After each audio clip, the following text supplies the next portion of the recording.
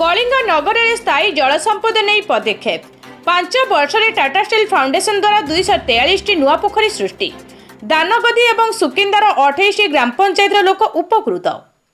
जल आमर एक मौलिक उत्स अनेक कार्य यह द्वारा परिचालित हुए और यार अभाव अनेक कार्यकलाप बंद हो जाए। लोक मैंने सेमानकर मौलिक आवश्यकता पूरण करिबारे जेपरि जल पाई किछि समस्यार सम्मुखीन न हेबे सेथिपाई कलिंग नगर में टाटा स्टील फाउंडेशन टीएसएफ निरंतर प्रयास जारी रखिछि। स्थायी जल संपद सृष्टि को गुरुत्व दे टीएसएफ गत 5 वर्ष में 28 ग्राम पंचायत दानगदी 10 और सुकिंदा 18 रे 243 नुआ पोखरी सृष्टि करिछि।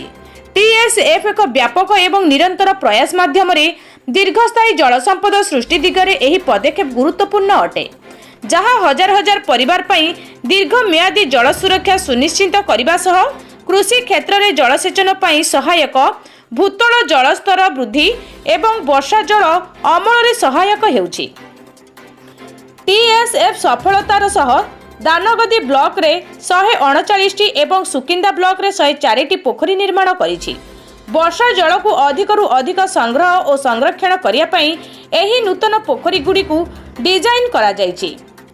एगुड़िक गुरुत्वपूर्ण जलाशय भाव कार्य करुछि, जहाँ सीधासलख भूतल जलस्तर वृद्धि करिबारे सहायक हेउछि एवं विशेषकरी वर्षा दिन परे मध्य फसल बंचाइया पई निर्भरयोग्य जलसेचन सुविधा जोगाई देउछि।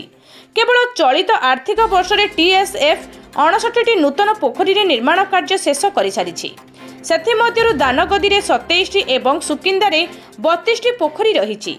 एहा द्वारा भूपृष्ठ जलस्तर वृद्धि पाइबा सहित स्थानीय अंचल एकर एकर जमी को जलसेचन सुविधा मध्य होई पारुछि।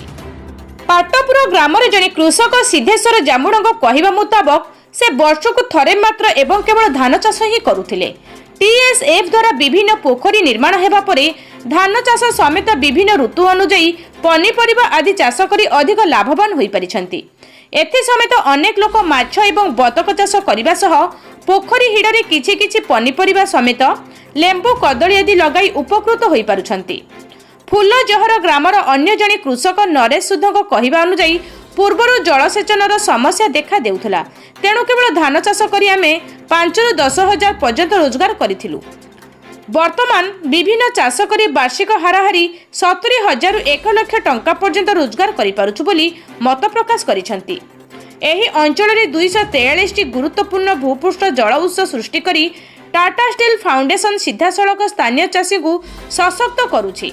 घरोई व्यवहार पई जलर उपलब्धता को सुनिश्चित करुछि एवं दानगदी और सुकिंदा उभय ब्लॉक रे जलभाव जनित परिवेशगत विपद को ह्रास करुछि।